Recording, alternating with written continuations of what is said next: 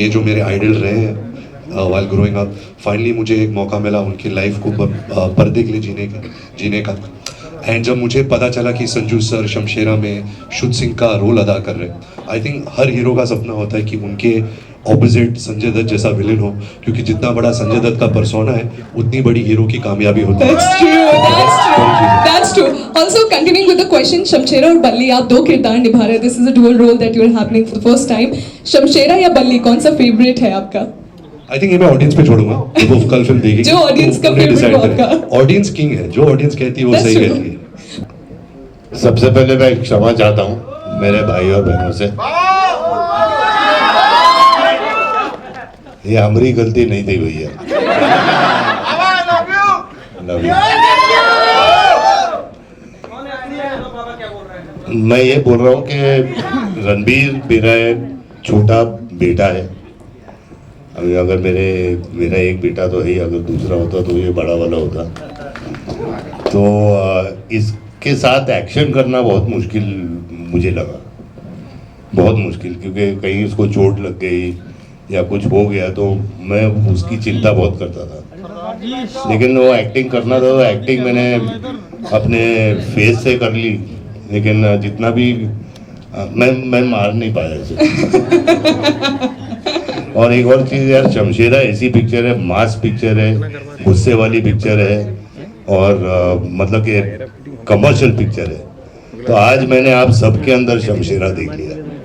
जो आप गुस्से में उठ के जाने वाले थे तो आप सब शमशेरा हो यार। आई थिंक आप एक अच्छे इंसान बनने की कोशिश करो, अच्छे कर्म करो, तो सब अच्छा होता है लाइफ में। I think you just have to be a good person to everybody. That's true. Sanjay sir, आपने क्या सवाल पूछा? कोई एक चीज हो कि आपको निडर बनाती है। वो तो हमेशा रहेगा यार, हमेशा एवरग्रीन। नहीं, फैमिली और बच्चे और पब्लिक, मेरी फैन और सबका सपोर्ट। मैं जब पहली बार आरके से मिली थी, हाँ। हम शूट नहीं कर रहे थे, हमने कोई पिक्चर साइन नहीं करी थी। This was the first time I met him. और यू नो, जैसे लाइक आप सब देखते हो रणबीर की फिल्म्स, मैंने भी देखी। पहली बार मैं इसको स्टूडियो में मिली एंड वो बाहर जा रहा था, मैं अंदर आ रही थी एंड आई एम लाइक, पहली बार देखा तो आई एम लाइक, अरे कितना क्यूट है। So in my head I am like, damn he is so cute that I think he is very easy, calm, happy, easy person to work with, no baggage of, you know, there's no ego, there's no nothing, no hassle. So I feel like, क्योंकि मैं बहुत awkward हो जाती हूँ कभी कभी as a इंसान, मुझे चाहिए होता है कि कोई जो दूसरा बंदा है मेरे सामने वाला can be very calm and composed and be patient with me, and that's how he was. Absolutely right, man.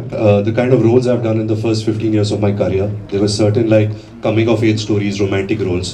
And I think I had reached that stage in my career that before the audience gets bored of me, or if I get typecast in a certain thing, I had to choose different kinds of roles. I had to do genres which probably the audience has not accepted me yet in them.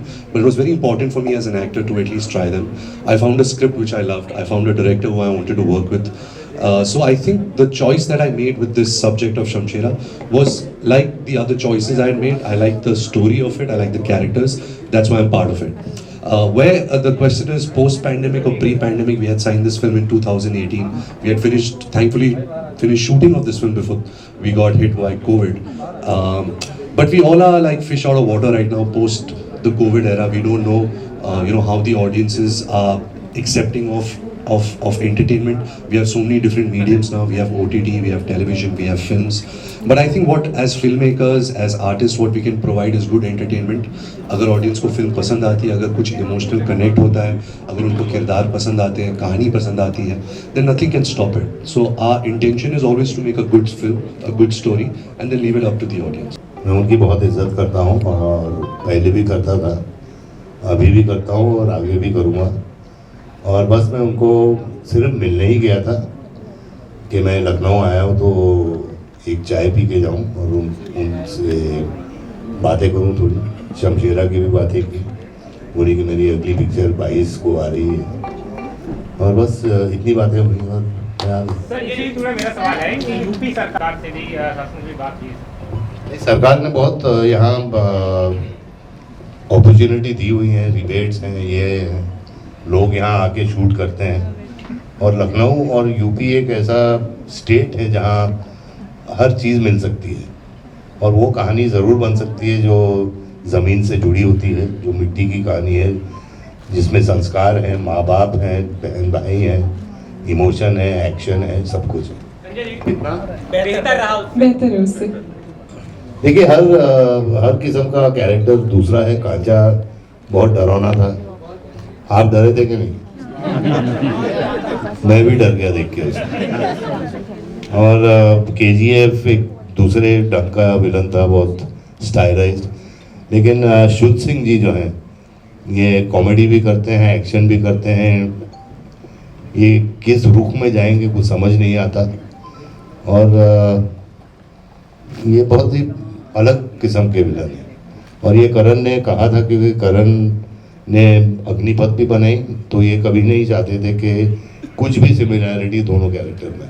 Bholenath मेरे हैं, तो भोलेनाथ का भक्त हूँ, तो उनका आशीर्वाद मेरे सर पे है, फिर मेरे माँ बाप का आशीर्वाद है, और मेरे फैंस और जितने भी लोग मेरी पिक्चरें देखते हैं, उनकी प्रार्थना मेरे साथ है।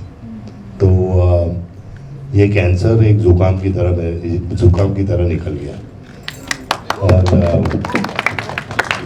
मैं बिल्कुल कीमोथेरेपी करके सेट पे जाता था, लेकिन जैसे कि मैंने कहा कि भोले बाबा ने हाथ रखा हुआ है, तो वो फीलिंग नहीं हुई। मैंने शमशेरा भी की है, और मतलब आई जस्ट थैंक एवरीबॉडी। यार मैं लालची एक्टर हूँ, अभी आना बाकी है।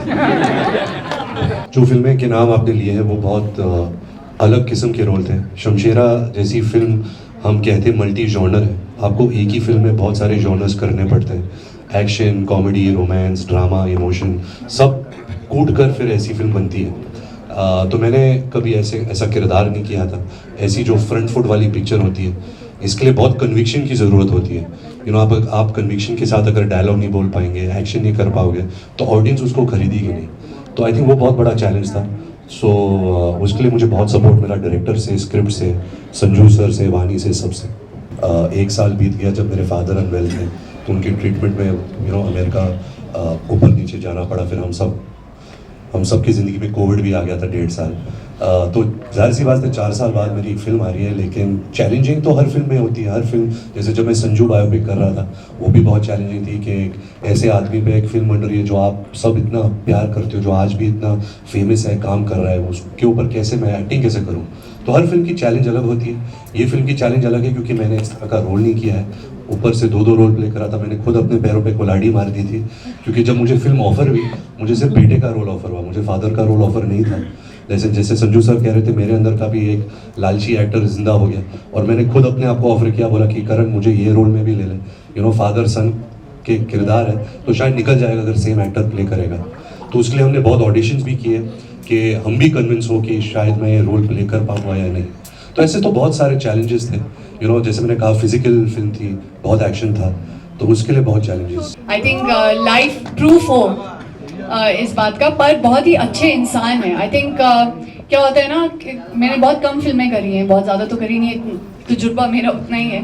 तो जब मैं जाती हूँ किसी सेट पर, मैं भी अपना देखती हूँ, ऑकवर्ड रहती हूँ थोड़ा, कम बात करो, कम।